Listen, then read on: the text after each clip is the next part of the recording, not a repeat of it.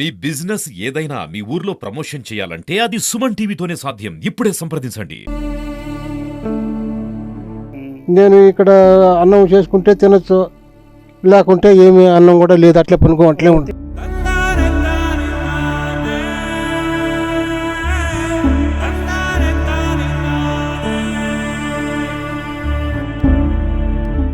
ఆడ ఒక నెలకు 50,000 రూపాయలు అద్దె కడతా ఉన్నాడు.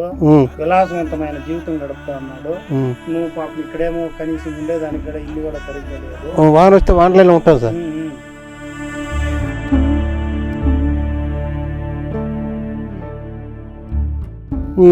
ఇప్పుడు ఆడ పోలీసుల పైన కాల్పులు చెప్పుండేది నీకేమన్నా తెలిసినా ఎవరన్నా చెప్పినారా? మాకు ఏం తెలియదు సార్. చెప్పలేదు. అసలు వాడు చచ్చిపోయినాడు అనుకున్నాను అంతే.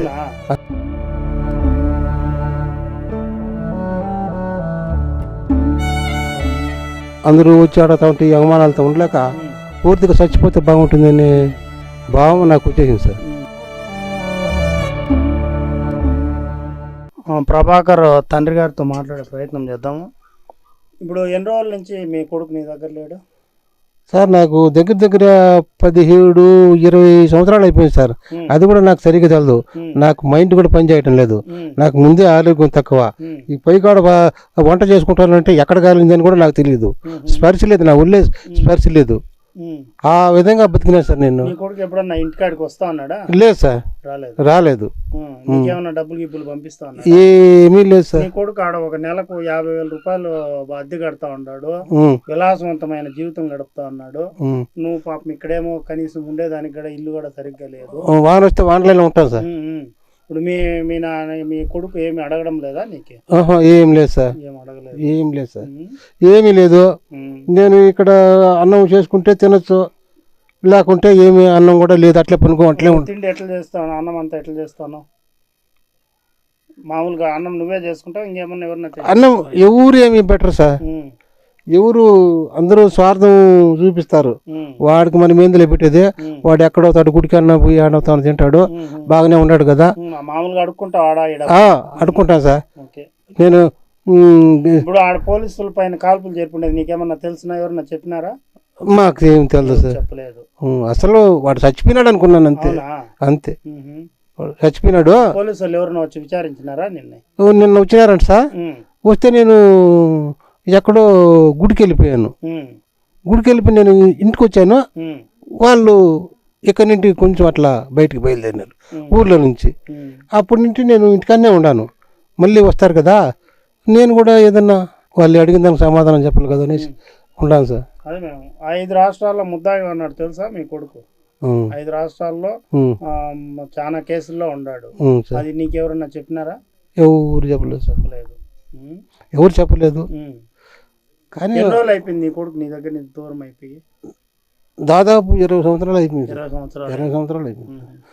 నేను అదే పోలీసు వాళ్ళు పట్టుకుంటే ఇక్కడ ఈ ఊరు అని చెప్పినాడంట. అవును సార్. నేనైతే నా చిన్నతనం నుండి కూడా ఏం సార్, నేను ఏమి కానీ ఎవరిది కానీ ఏ తప్పు భార్య లేదా? భార్య నాకు వచ్చి నాకు ఆరోగ్యం బాగలేక తిరుపతికి పోయినాను సార్.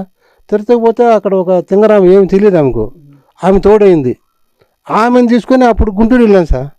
గుంటూరు అక్కడక్కడ ఏదో ఆసుపత్రి, ఆ ఆసుపత్రిలో ఉంటే ఈ పిల్లడు పుట్టాడు అన్నమాట, చిలకలూరిపేట. మళ్ళీ ఎన్ని రోజులు కలిసినారు నీ భార్యను? ఇక్కడికి తీసుకొని రాలేదా నీకు? లేదు సార్, ఇక్కడ లేదు, అక్కడే ఉండిపోయాను. భీమవరంలో గుంటూరులో అక్కడే ఉండిపోయాను. ఇక్కడికి మాత్రం రాలేదు. ఇక్కడికి వచ్చినా కూడా అక్కడ నేను ఉండను అనేసాడు. నీ కొడుకు నీకు సంబంధం లేదు? నా కొడుకు నాకు ఎటువంటి సంబంధం లేదు సార్. ఇప్పుడు నీకు పెన్షన్ వస్తుందా? పెన్షన్ వస్తుంది. గవర్నమెంట్ పెన్షన్ ఇస్తే తినొచ్చు, లేకపోతే అట్లే ఉండొచ్చు సార్, అట్లే ఉండిపోవచ్చు. ఇంకెక్కడన్నా అడుక్కుని పోతే కూడా ఏమో పెడతారని నమ్మకం లేదు సార్. మోకాళ్ళు నొప్పులు, నడవలేను. నా పరిస్థితి చాలా ఇదిగా ఉంది సార్. ఏందో అందరూ వచ్చి ఆడతా ఉంటే ఈ అవమానాలతో ఉండలేక పూర్తిగా చచ్చిపోతే బాగుంటుందనే భావం నాకు వచ్చేసింది సార్. చచ్చిపోతే ఏముండదు కదా, ఈ అన్నం వండుకోవడం తినటము, అవమానం, పెద్ద అవమానం భరించలేకపోతున్నాను సార్. నేను ఇక్కడ అన్నం చేసుకుంటే తినొచ్చు, లేకుంటే ఏమి అన్నం కూడా లేదు, అట్లే పనుకో అట్లే ఉంటుంది.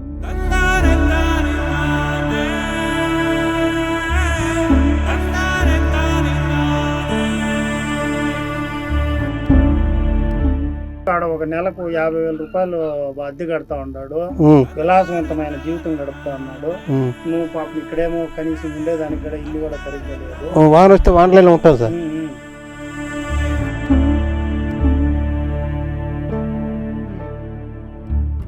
ఉమ్. ఇప్పుడు ఆడ పోలీసుల పైన కాల్పులు చెప్పిండేది నీకేమన్నా తెలిసినా ఎవరన్నా చెప్పినారా? మాకు ఏం తెలియదు సార్. చెప్పలేదు. అసలు వాడు చచ్చిపోయినాడు అనుకున్నాను అంతే. అవునా?